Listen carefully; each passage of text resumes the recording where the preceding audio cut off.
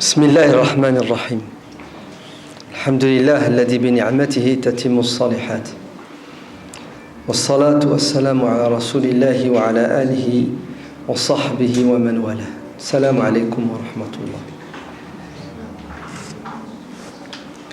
إنهم فتية آمنوا بربهم وزدناهم هدى وربطنا على قلوبهم إذ قاموا فقالوا ربنا رب السماوات والأرض لن ندعو من دونه la suite لن ندعو من دونه إلها. C'est un verset de la sourate La Grotte qui parle d'un groupe de jeunes qui à un moment donné, sous la pression de la société, ont dû faire un choix. Soit céder et se soumettre au diktat de la religion qui dominait à l'époque, de la culture,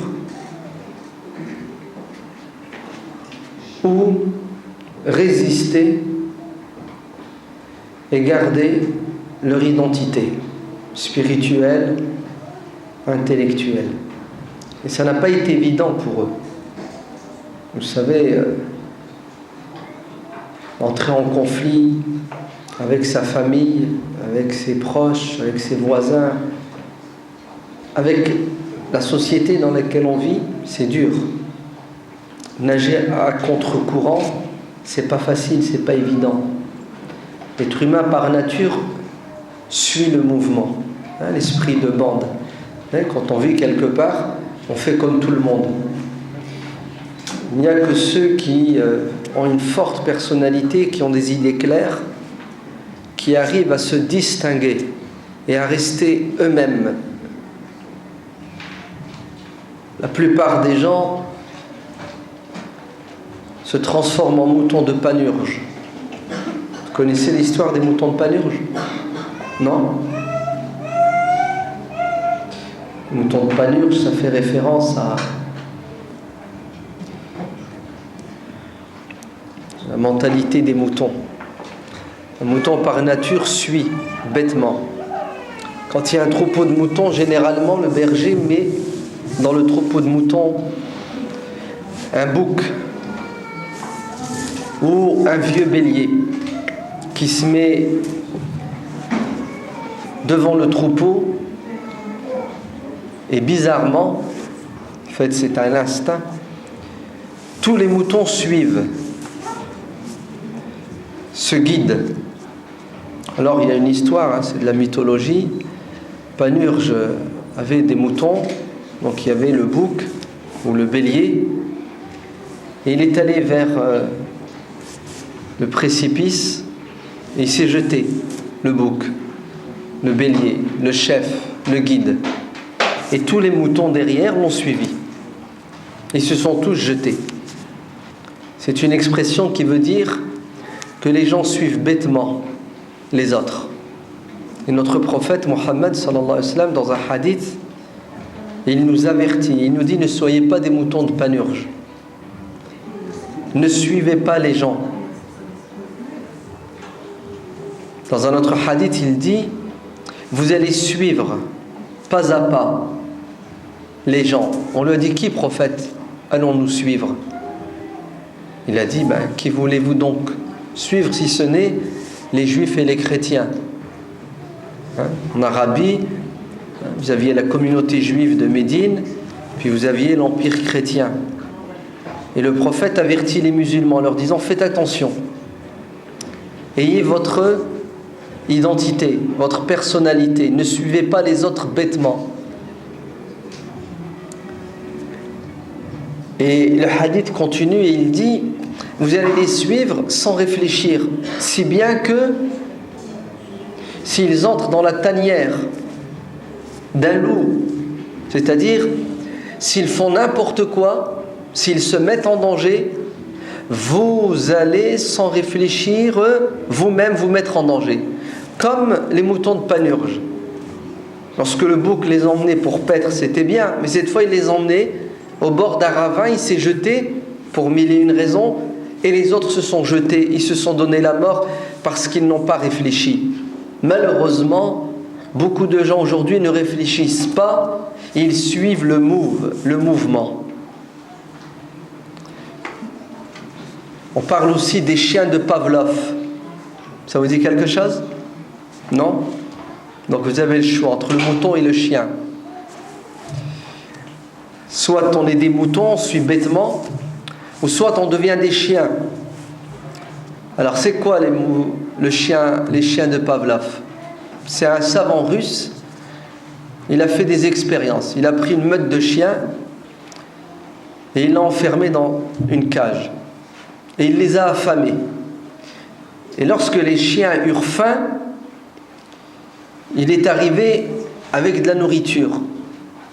Ça fait plusieurs jours qu'ils n'ont pas mangé. Les chiens aboient, ils bavent, ils crient au secours, on a faim. Et au moment où il leur donne à manger, il fait sonner une cloche.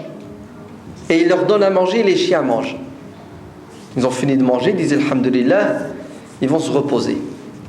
Et il les laisse à nouveau mourir de faim. Et il revient avec de la viande, et au moment où il leur donne à manger, il fait sonner la cloche. Et il fait ça plusieurs fois. Et un jour, il leur a donné à manger, donc il fait sonner la cloche. 5 minutes après, c'est ce qu'il a fait? Il a fait sonner la cloche. Et pourtant les chiens viennent de manger, ils n'ont pas faim. Ils ont eu exactement les mêmes réactions que celles qu'ils avaient quand ils avaient faim, qu'ils entendaient la cloche. Parce que pour le chien, qui dit le son de la cloche dit je dois manger. Mais pourtant, tu n'as pas faim, tu viens de manger. Non, c'est ce qu'on appelle un réflexe. Ben, c'est exactement ça. Les gens, quand ils vivent dans une société, ils font des choses sans réfléchir, par réflexe. Regardez. Bientôt, le mois de juin, il va y avoir des soldes. Les soldes d'été, c'est ça? Les soldes du mois de juin. Il y a eu les soldes d'hiver, soldes d'été. Regardez le réflexe de la population. Il y a des soldes, je vais faire les soldes, je vais faire les magasins. Vous entendez? Solde égale je dépense. Il n'y a personne qui se dit mais j'ai pas besoin de vêtements, j'en ai déjà. Pourquoi, quand on nous annonce des soldes, on court derrière des gens, en fait, qui veulent nous jeter dans un précipice, dans un gouffre, qui veulent nous affaiblir, qui veulent nous prendre notre argent. Ça marche ou ça marche pas? Ça marche. Tu viens d'acheter des vêtements, tu les as toujours, certains tu ne les as même pas encore mis, ils ne sont pas usés, et qu'est-ce que tu fais? Tu cours après des nouveaux vêtements parce qu'on a fait sonner la cloche. Tu n'as pas faim, mais le bruit de la cloche pour toi est synonyme de il faut que je mange, il faut. On annonce solde, hop, je cours. Voilà, c'est ça le problème de notre jeunesse aujourd'hui. C'est qu'ils n'arrivent pas à se mettre debout. C'est ce que ça veut dire, se mettre debout? Ça veut dire qu'ils n'arrivent pas à avoir une personnalité forte. C'est quelqu'un qui est à genoux, c'est quelqu'un qui est fatigué, c'est quelqu'un qui a perdu. Le boxeur qui tombe par terre, il n'arrive pas à se remettre debout. Quelqu'un qui est debout, la tête haute, c'est quelqu'un qui est fort, c'est quelqu'un qui sait ce qu'il veut, il sait où il va. Nous, nos jeunes sont faibles. Peut-être qu'ils sont forts physiquement, mais ils sont faibles psychologiquement. Ils sont faibles intellectuellement. Ils sont faibles spirituellement. Alors, qu'est-ce qui leur arrive à votre avis? Ils se font manipuler. Manipulés par qui? Par Pavlov, avec sa cloche. À coup de publicité, je te bourre le crâne et je crée des besoins chez toi, des envies.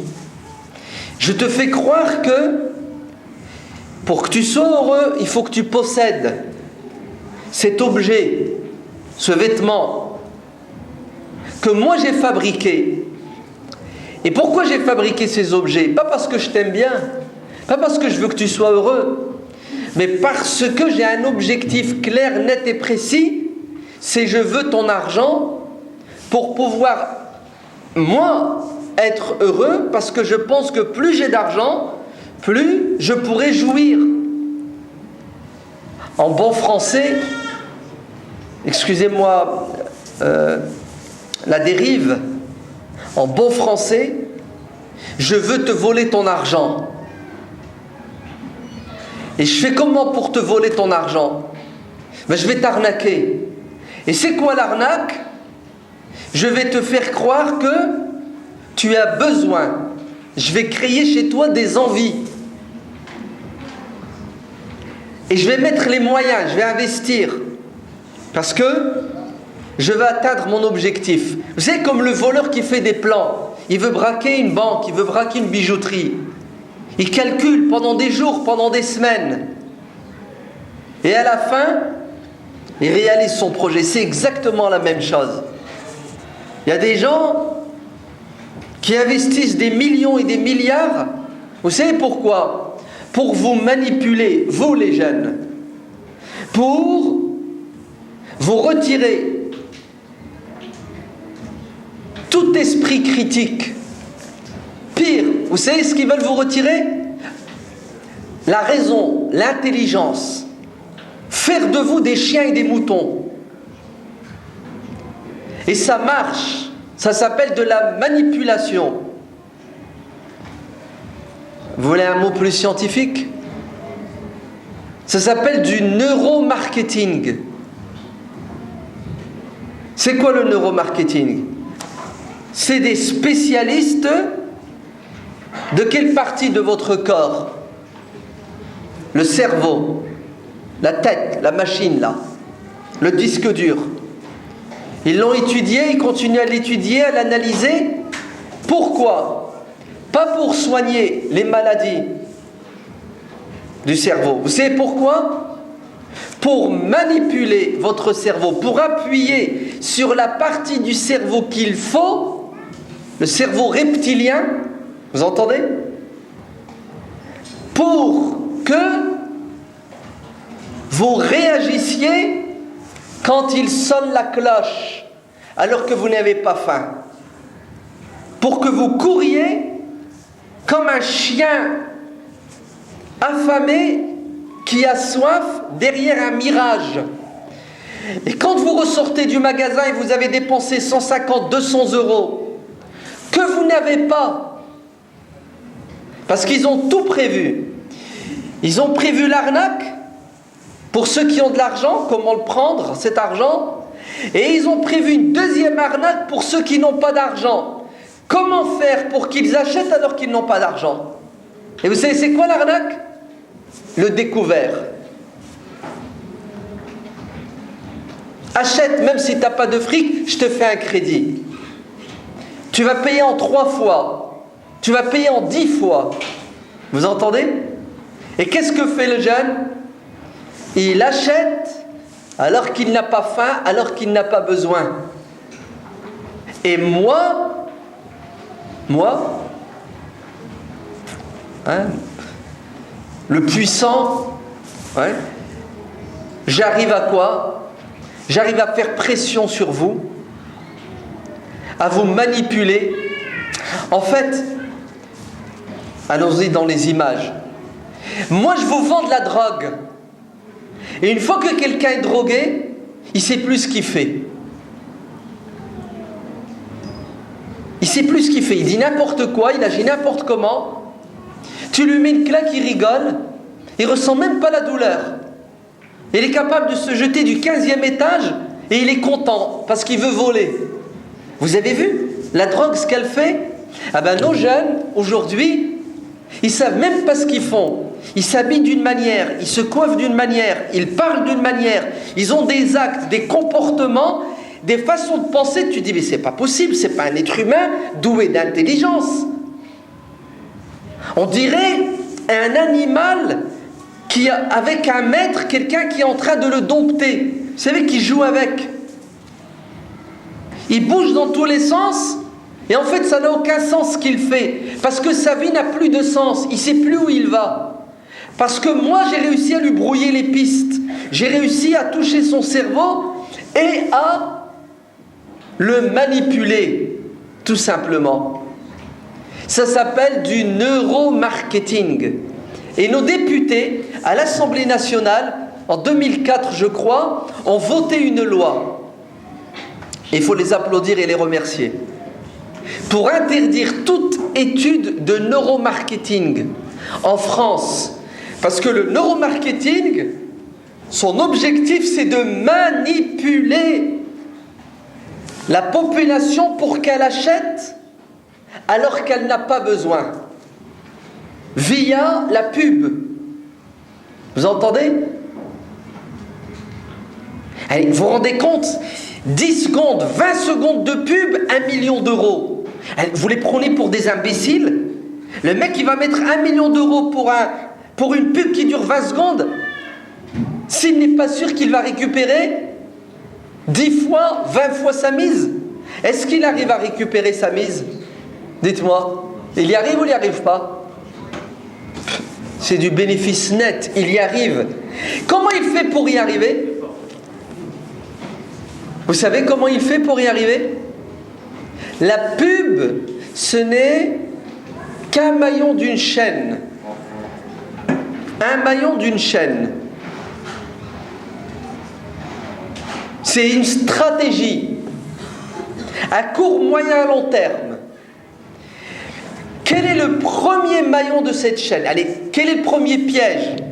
La première arnaque, avant même la pub. Moi qui veux ta peau, moi qui veux ton cerveau, pour atteindre ton porte-monnaie. Quelle est la première des choses que je dois faire pour te mettre en mode pause? Tu réfléchis pas, tu penses pas, tu agis bêtement. Vous savez c'est quoi la première des choses? Écoutez bien. La première des choses, c'est... Écoutez, c'est important. La première des choses que je vais faire, c'est t'empêcher de croire en Dieu. Tout simplement. وَدُّوا لَوْ تَكْفُرُونَ كَمَا كَفَرُوا. C'est Dieu qui le dit dans le Coran. Il voudrait que vous arrêtiez de croire. Vous entendez? Il voudrait que vous arrêtiez de croire. Il y a des gens qui veulent que vous ne croyez plus en Dieu. Pourquoi? Parce que quand vous croyez en Dieu, vous obéissez à Dieu. Vous avez un chef, c'est Dieu. Il vous dicte la loi. Ça c'est halal, ça c'est haram.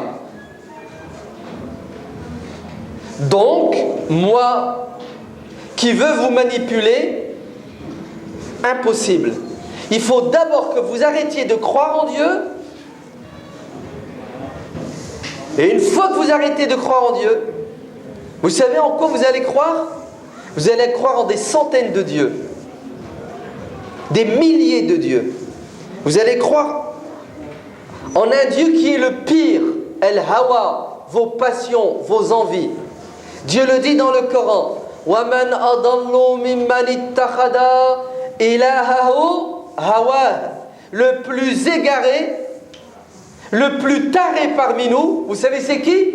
C'est celui qui adore, c'est celui qui a fait de ses envies son Dieu. C'est-à-dire, il ne sait pas dire non à ses pulsions, à ses envies. Il ressemble à un animal. C'est le plus grand des égarements. Allez, vous imaginez, il y avait une tribu arabe, les Banu Hanifa, ils faisaient des statues avec de la pâte et des dattes. Ils prennent de la pâte, du blé, de la pâte, des dattes, et le mec il fait une statue. Et ensuite il adore la statue. Vous êtes d'accord que c'est c'est stupide, c'est grave, c'est bête, c'est nul. Tu crées un objet et ensuite tu l'adores. Tu lui demandes de l'aide, alors que tu l'as créé toi-même. Il est inférieur à toi puisque tu l'as créé.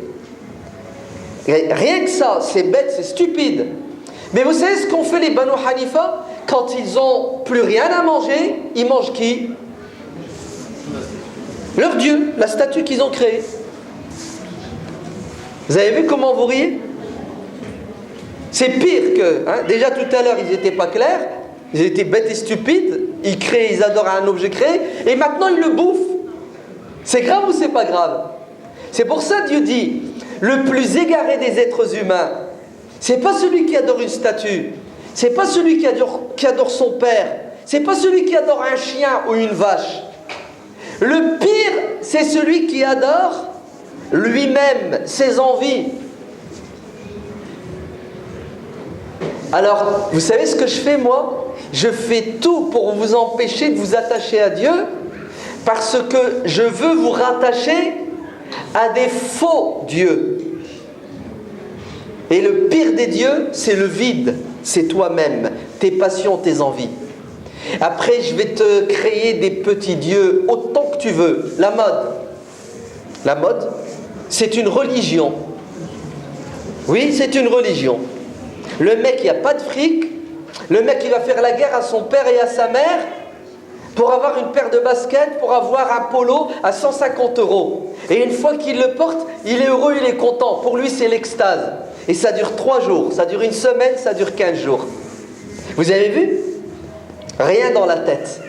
Et pourquoi il est prêt à mettre les 150 € dans cette paire de baskets? Parce qu'on lui a dit que cette paire de baskets, une fois que tu la portes, c'est la béatitude, c'est le bonheur, c'est l'extase. Vous avez vu l'arnaque? Et wallah que ça marche. C'est pas moi qui le dis. Ils investissent des milliards. Je vais vous créer un Dieu. D'ailleurs là, je l'ai créé et bientôt vous allez l'adorer. Ouais. Bientôt là, dans 3 semaines je crois. Ouais. La Coupe du Monde de foot. Et regardez nos jeunes, ce qui va leur arriver au mois de juin. L'excitation sera à son comble. Ouais. Il est prêt à rester éveillé jusqu'à 2 h du matin, 3 heures pour regarder un match de foot. Il y en a, ils ont le bac. Il va sacrifier les révisions pour regarder le foot. Il y en a, ils regardent le foot, ils crient, ils hurlent, ils pleurent. Il se transforme. Il n'a jamais pleuré de sa vie. Son père est en train de crever, msqué, ça ne lui fait rien du tout. Par contre, tel joueur de foot, il a raté le penalty. Et vous savez ce que font nos jeunes maintenant? Ils parient. Ils parient sur les matchs de foot en même temps. Et c'est des milliards, hein, vous entendez? Avant, il était interdit en France de parier. Parier sur les matchs de foot. Alors qu'est-ce que faisaient les jeunes? Ils pariaient via la Belgique, via l'Angleterre. Quand la Française des Jeux, l'organisme français qui gère les jeux de hasard, c'est le loto, le tiercé, quand ils ont vu qu'il y a des milliards qui partent vers l'étranger, puisque la loi française elle interdit le pari à travers le net, le portable, ils ont voté une loi. Vous savez laquelle? Vous pouvez parier maintenant. Le haram est devenu halal. Ce qui était interdit la veille est devenu licite le lendemain. Pourquoi c'est devenu licite? Pourquoi? Pas parce que c'est bon pour le jeune. Si vous l'aviez interdit, c'est parce que c'était mauvais. C'est devenu licite parce que c'est bon pour moi. Parce que je vais vous prendre 20% de ce que vous allez gagner. Comme l'alcool. Tous les médecins du monde sont d'accord que l'alcool, c'est une catastrophe. Pour la santé physique, psychologique, pour les familles, les accidents de la route. L'alcool, c'est grave. Et pourquoi alors l'alcool est autorisé?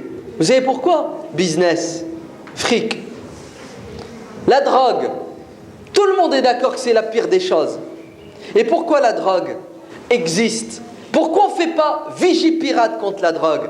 Pourquoi notre armée française, au lieu de l'envoyer en Afghanistan ou au Mali, pourquoi on ne l'envoie pas dans les banlieues pour combattre ce qui tue les jeunes, la drogue? Parce qu'il y a des milliards dans la drogue. C'est du business. Et ainsi de suite. Mon objectif, c'est de faire de vous des moutons de Panurge et des chiens de Pavlov. Choisissez votre camp. Dans les deux camps, dans les deux cas de figure, moi, j'empoche la mise. Je suis gagnant. Toi, je ne te calcule pas, mon frère, ni ma sœur. D'ailleurs, tu n'es même pas un frère ni une sœur. Tu sais ce que tu es? Tu es un numéro de sécurité sociale.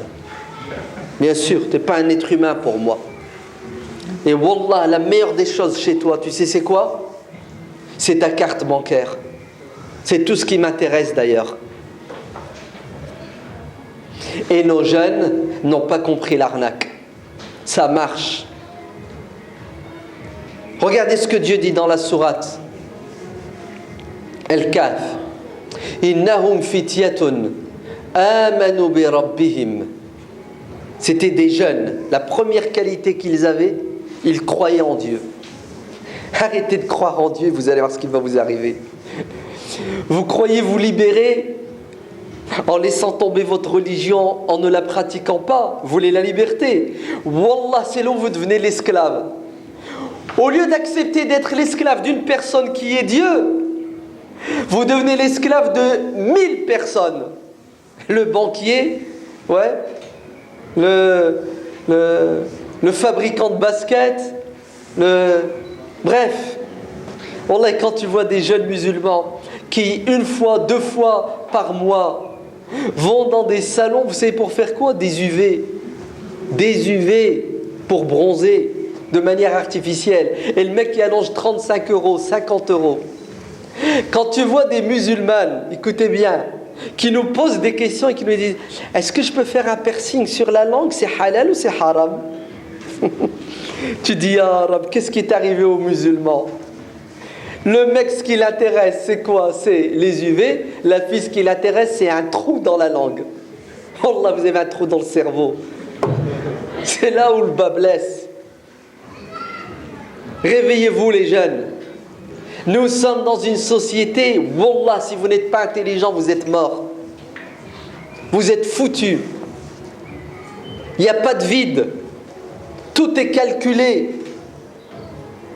Nos députés l'ont compris en partie et ils ont voté une loi pour interdire toute étude de neuromarketing en France, car le neuromarketing a pour objectif la manipulation de l'être humain afin de le pousser à consommer de manière irréfléchie, de manière inconsciente.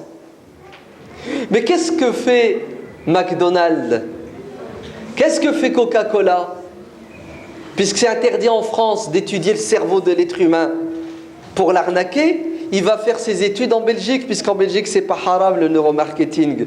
Ou il va en Angleterre, puisqu'en Angleterre il n'y a aucune loi qui l'interdit. Et une fois que l'étude est faite, elle revient en France et on la met en pratique.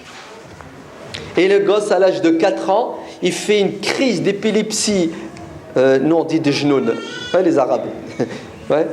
À sa mère pour aller au McDonald's, non pas pour manger, juste pour avoir le petit jouet. Oui, parce que ça a marché, parce qu'ils ont préparé. Et le jeune musulman, vous savez c'est quoi son souci? C'est la quoi? La GT, comment vous l'appelez? La 5. La quoi? GPA 5. Oh, elle est belle, hein? Ah ouais, elle est belle la 5. Après la 1, la 2, la 3, on est arrivé à la 5e arnaque. Et le mec il s'est fait arnaquer une fois, il n'a rien vu. Ils lui ont rajouté une dose. La 2. Et là il est à la 5. Et la 5 c'est la totale. Non, vous vous trompez. Vous allez voir la 6. Et vous allez voir la 7. Alors, qu'est-ce que vous en pensez? Vous connaissez, chers parents, la GTA 5? Vous connaissez pas? La pire des choses pour vos jeunes. Et nos jeunes, ils sont dedans à fond. Ils sont dedans à fond. Vous savez qu'est-ce qu'ils leur apprennent? Vous savez qu'est-ce que doit faire le jeune? Il doit voler une voiture. Il doit braquer une banque. C'est ça? Il doit, après l'argent, après la violence physique, le sexe. Ouais. Eh oui, il faut que son héros, la prostitution. A'oudou billah. Et les jeunes jouent pendant des heures à la GTA 5. Et ça marche, hein? 400 €. En 2 secondes, ils te vendent 1 million. Vous vous rendez compte? C'est terrible. Wallah al-Adim, c'est terrible. Tout ça, pourquoi? Parce que vous ne voulez pas vous mettre debout. Vous préférez être assis, courbé, vous incliner, vous prosterner devant des faux dieux. Innahum fityatun amanu bi rabbihim. Ce sont des jeunes qui avaient la foi intelligente. Des jeunes qui, au lieu de regarder la Coupe du Monde, et je vous invite à le faire, écoutez bien les jeunes, au lieu de regarder la bêtise et la stupidité qui s'appelle la Coupe du Monde, cette religion qui ne veut pas s'appeler religion, qui s'appelle le foot, cette drogue qui s'appelle le sport, au lieu de regarder là pendant 1 mois la Coupe du Monde, vous savez ce que vous allez faire pendant 1 mois? Tous les soirs pendant 2 heures, vous allez utiliser Internet intelligemment et vous allez regarder des émissions qui parlent de la vérité sur notre société. Par exemple, vous prenez une émission qui s'appelle Cash Investigation Neuromarketing. Ça dure 1h15 et vous la regardez cette émission. Et après vous passez une deuxième émission, Cash Investigation l'argent des formations.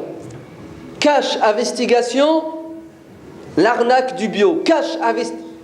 Regardez ces émissions et vous allez comprendre la société dans laquelle vous vivez. Regardez ces émissions et vous allez comprendre que le prophète Mohammed sallallahu alayhi wa sallam, quand il nous dit ne suivez pas les gens bêtement, la takunu imma'a, ne soyez pas des moutons de panurge. Si les gens font du bien, faites du bien avec eux. Mais si les gens font n'importe quoi, ne faites pas n'importe quoi. Wattinu anfusakum. Ayez votre personnalité, ayez votre identité. Au lieu de regarder pendant 1 mois 2 heures de foot tous les soirs ou 4 heures ou 6 heures, je vous défie pendant ce mois-là de lire pendant 2 heures. Pendant 2 heures chaque soir. Vous savez ce qui va vous arriver après 1 mois? Vous allez vous mettre debout. Vous allez faire comme les jeunes. Ils se mirent debout. C'est-à-dire, ils ont décidé de résister et de ne plus se laisser manipuler. Ils se sont mis debout pour dire « Stop, il y en a marre, je ne veux plus être un chien ni un mouton. »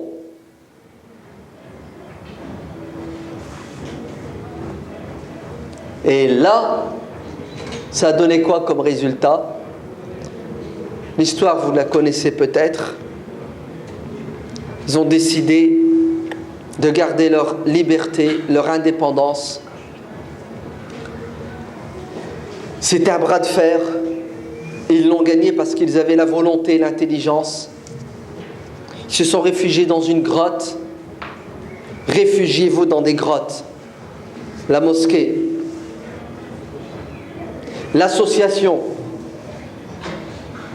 pour agir, pour construire votre avenir. Réfugiez-vous dans les bibliothèques pour lire, pour développer votre savoir et vos connaissances.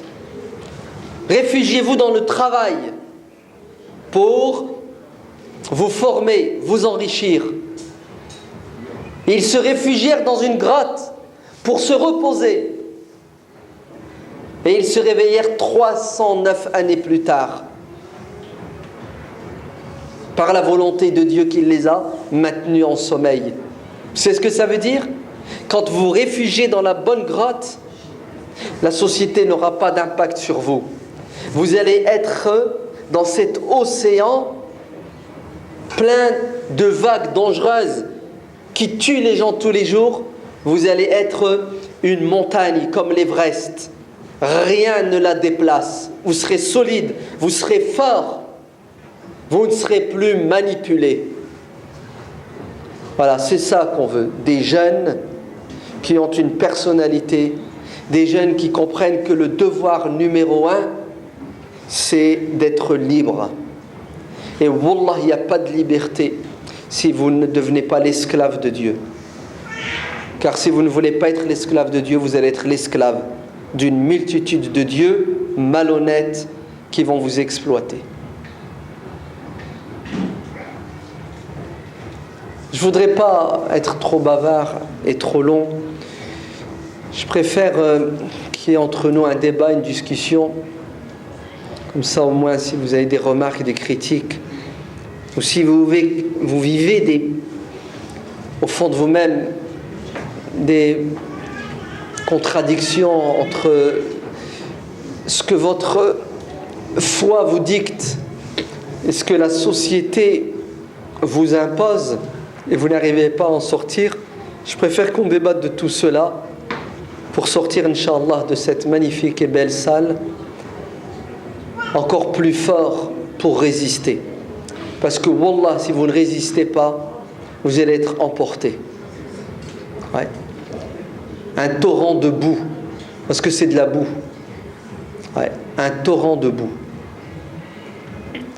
Le frère tout à l'heure disait, l'association, la découverte de l'islam, ils ont comme projet de former des aumôniers pour aller dans les prisons. Eh oui, les gens sont dans les prisons. Il y en a qui sont derrière les murs et il y en a qui sont en prison à l'extérieur des murs. Et wallah, ceux qui sont dans les prisons psychologiques sont plus nombreux que ceux qui sont dans les prisons en béton. Et le problème, c'est qu'ils ne sont pas conscients qu'ils sont en prison. Ils ne le savent pas. Et c'est ça la pire des choses. Quand quelqu'un est malade, il ne sait pas qu'il est malade, il ne cherche pas à se soigner. Et qu'est-ce qu'elle fait, la maladie? Elle le gangrène et elle le détruit. Et quand il la découvre, c'est trop tard. Réveillez-vous et soignez-vous. Réveillez-vous intellectuellement, spirituellement et soignez-vous. Sinon, la vie, elle n'est pas facile. À vous la parole. Que Dieu vous bénisse. Vous n'avez rien à dire? Bien, je vous ai fait peur, c'est ça? Vous flippez? Tfaddal, mon frère. Que dire du suivi aveugle en religion? Très bien.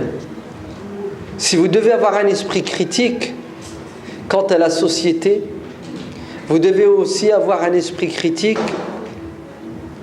quant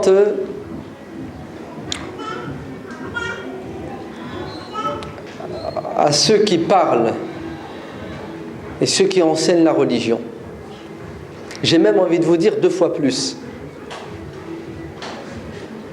L'habit ne faisant pas l'imam, quand vous écoutez quelqu'un, quand vous lisez un livre, ne prenez pas pour argent comptant ce qui est dit et ce qui est écrit. Dieu nous a donné une raison, une intelligence.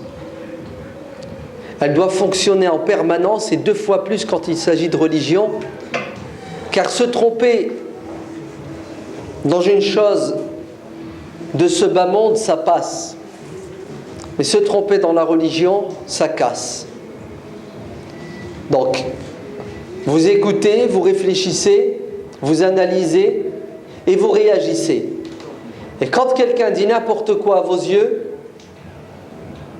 faites-le savoir. Il est évident que vous n'acceptez pas n'importe quoi, mais dites à la personne que vous n'êtes pas d'accord pour telle et telle raison. On n'est pas... Ce que je vais dire, c'est faux, mais bon, c'est la réalité. On n'est pas à la mosquée le vendredi assis à écouter l'imam et on ne doit pas parler. Alors pourquoi je dis c'est faux? Parce qu'effectivement, La prière de Jumu'ah, quand l'imam fait son prêche, on écoute. Mais ça ne veut pas dire parce qu'on écoute qu'on doit acquiescer, qu'on doit dire Amen. Il dit n'importe quoi, moi j'avale pas les couleuvres. Et une fois la prière terminée, je vais voir l'imam et je lui dis je ne suis pas d'accord avec vous sur ce que vous avez dit. Donc le musulman a sa personnalité. C'est pas un suiveur. C'est pas quelqu'un de naïf. Le prophète Mohammed sallallahu alayhi wa sallam a dit le croyant est quelqu'un d'intelligent et d'éveillé. Kayyisun fatinun. Kayyis, intelligent. Vous entendez? Tu me la fais pas à l'envers. Fatin, à l'affût. Il observe, il critique. Sinon, vous allez être victime de gourous, de pseudo-imams, de pseudo-prédicateurs, de demi-savants, de quarts de savants, qui vont vous enfermer dans une interprétation de la religion qui est synonyme de prison. Surtout avec le net. Aujourd'hui, nos jeunes surfent sur le net et dès qu'ils voient quelqu'un avec une longue barbe, parce que dans l'inconscient des musulmans, la barbe fait le musulman, dès qu'ils voient quelqu'un avec une robe, ouais. Alors chez les Arabes, la robe, attention, hein, ça rigole pas. Ouais. Allez, plus la barbe est longue, plus ta robe est blanche, et plus tu as un foulard, je parle du mec, hein, ouais. Plus tu es savant, plus tu es musulman, plus tu es proche de Dieu. Mais alors là, si tu as la chance de parler arabe, même quelques mots à droite et à gauche, le tour est joué. C'est bon. Amen à tout ce qu'il dit. Et nos jeunes sont là, émerveillés, et ils suivent bêtement. Et ça donne quoi comme résultat après? Ça donne une compréhension et une interprétation de la religion extrémiste, en contradiction avec la réalité de tous les jours. Et au lieu que nos jeunes soient épanouis, la religion devient un fardeau pour eux. Donc, tu as raison mon frère, l'esprit critique, toujours de tout temps. Même avec nos parents. Dieu nous le dit. Avec tout le respect qu'on doit à nos parents, Dieu nous dit, vous obéissez à vos parents jusqu'à une certaine limite. Si vous demandent de désobéir à Dieu, vous ne leur obéissez pas. La vérité est au-dessus de tout. C'est bon? Il y aura à la fin des questions-réponses. Oui, mais comme je t'ai dit, je ne veux pas continuer à parler. Ouais. Je préfère le débat. Naham. On a des questions maintenant. Ah oui, allez-y. Hein. Ouais. C'est des feuilles qui sont sur les chaises. Ah, vous avez des feuilles sur les chaises. Mais parlez aussi, n'ayez pas peur, on est en France, hein, vous n'avez rien à craindre. Hein. Ouais. On sera en Égypte, je vous conseillerais de ne pas parler. Ouais. Sinon, c'est la prison, les tortures et les condamnations à mort. Mais en France, on dit ce qu'on veut et ce qu'on pense, on n'a rien à craindre. Oui. L'importance des mots. Quelle est l'importance des mots? Chaque mot est important. Dieu dit dans le Coran, Ma yalfizu min qawlin illa ladayhi raqibun atid. Tu ne prononces de paroles, de mots, si ce n'est que tu as à tes côtés des anges qui prennent note. Tu dis du bien, c'est inscrit. Tu dis du mal, c'est inscrit. Et le prophète sallallahu alayhi wa sallam dit, tous les matins quand tu te réveilles, tous les membres de ton corps interpellent ta langue. Et ils lui disent, fais attention, si toi langue, ouais, c'est un discours entre les membres et la langue, si l'organe, si toi langue, tu marches droit, on te suivra. Si tu t'égares, tu nous égares.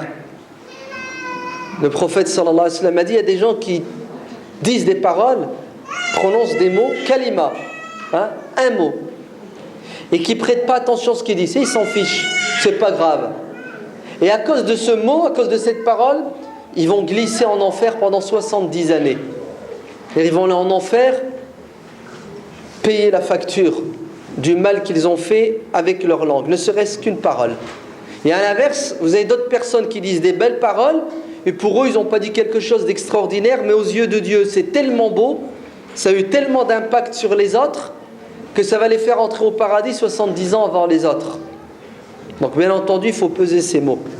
C'est pour ça qu'il faut savoir se taire. Le prophète sallallahu alayhi wa sallam dit, dis du bien ou tais-toi. Dis du bien ou tais-toi. Il y a un livre, achetez-le, il s'appelle Le dégât, les dégâts des mots. Les dégâts des mots. Et vous allez vous taire après. Vous allez devenir muet. Moins je parle, mieux c'est.